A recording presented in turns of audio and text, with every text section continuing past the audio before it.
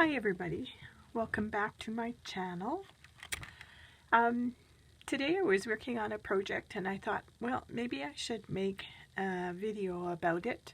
It's just a small project that I was working on and it shouldn't take too long to videotape this. So what I was doing was I was playing around with some Tim Holtz paper from this pack. It's I believe it's an 8 by 8 inch pack, and it's square paper. Yes, it's 8 by 8, and it was called Tim Holtz Ideology. It had the name here, but I cut that out. And inside it was a lot of the Tim Holtz papers that I'm sure most of you are familiar with. These ones at the back have a lot of writing and journaling on them, vintage stuff. And then throughout the rest of the book are pages with different collages on them. And the pages that I cut apart had pages of, I don't know if you can see this, pages of these numbers, bingo cards, tickets, smaller items anyways, all these little license plates that were the different states in the United States. So I decided to cut those up because you always need small ephemera for making tags and small bits of collages and decorating envelopes and things. So I thought, well, I could really use those small items for doing those projects. So I cut them all up, and then I thought, how am I going to store these? They were pretty small, some of them. And I do have various other ways of storing some things. I have this little, used to be a CD holder, and I just put some small items in there, so I have them handy. This is all stamps, so that when I'm doing these projects or working in my journals, then I can just open this up and grab them. But it's not a really big container, and it is getting rather full. Then the other one I had was one of these, and I think, whoops, dropped something. I think this was originally meant for coupon saving. But I used it, it's a bit of a file folder type. I have various things stored in here, vintage library cards, vintage Valentines, some envelopes in the making, so a bunch of envelopes that I have made and that are ready to use in a journal, some flowers. But anyways, it's kind of bulky and it's getting rather full as well. And then another project that I had made for a YouTube channel was this little folio that I decided to store tickets in. And it too, as you see, is getting kind of full. But this would be easy enough to add a couple more pages to it to use for more ticket storage if I needed it. So I thought, well, maybe I'll make a little folio folder type thing to store just my Tim Holtz stuff in. Oh, and one other one I had for storage, the one I just dropped on the floor, is this one. It's quite large and a little bit bulky. It's 3 pages. On one side I have a few belly bands stored. And here I have some mini collage bits that I've made ready to use in journals and such. And I just have a bunch of them stored in here. Now I'm not going to get them back in. And then I have some little mini envelopes up here that I've made. Some vintage cards, various things. In this side, I just have a bunch of these corner tucks that are for over the page. So they're a double corner tuck. And I have a bunch of those made up. But I thought that's kind of big and bulky. And I was looking for just something to store the Tim Holtz stuff in. So I thought, well, I'll make my own. So this is what I've come up with. And how I started out was I decided to use these papers that are all varying degrees of monochromatic colors, just so that I could see the difference in the pages.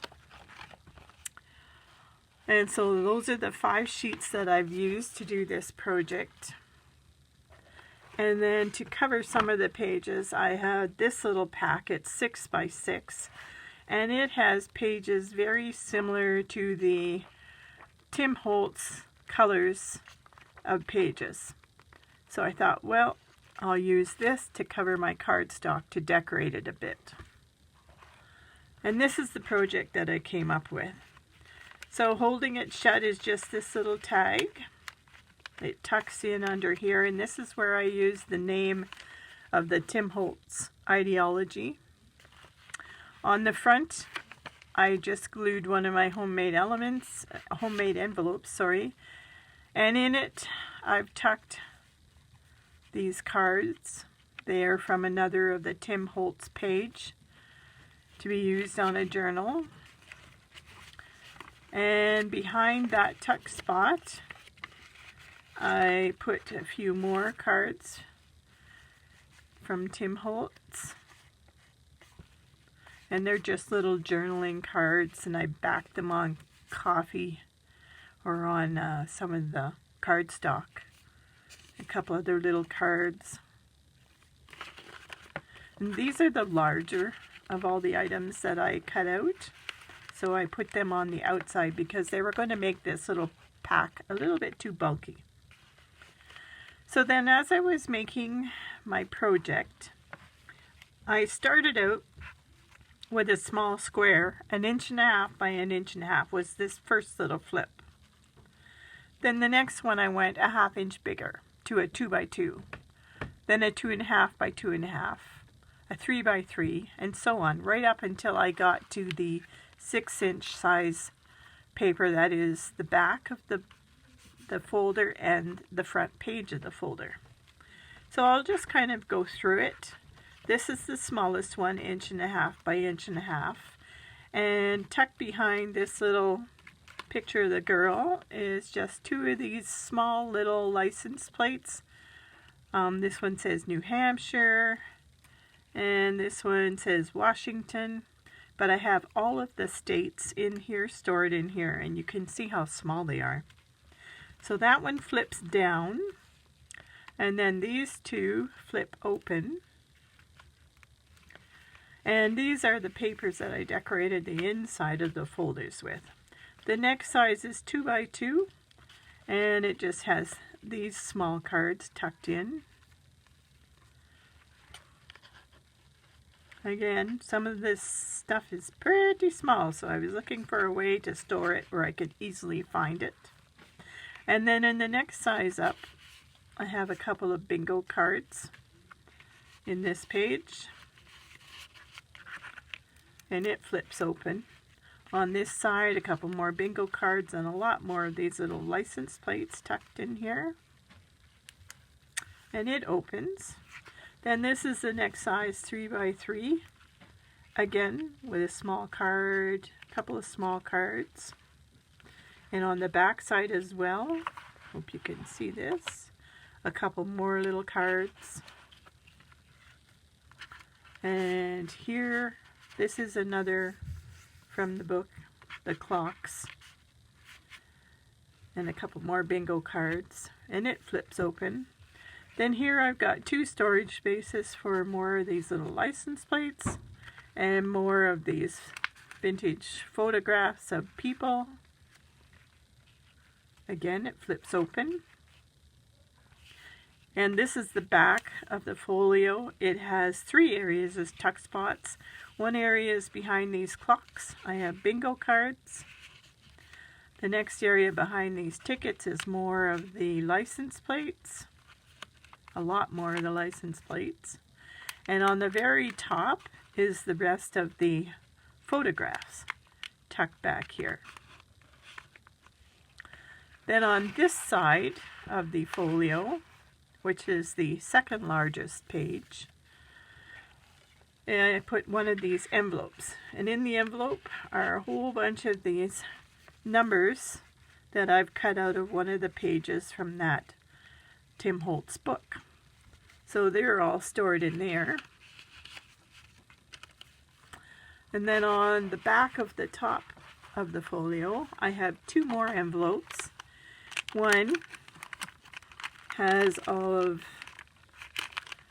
this style of number, which was another page that I cut out of the book. And there must be at least 50 different styles of numbers in that envelope, all different sizes. And you can see how difficult it would be to store these. So that's why I decided to go with an envelope.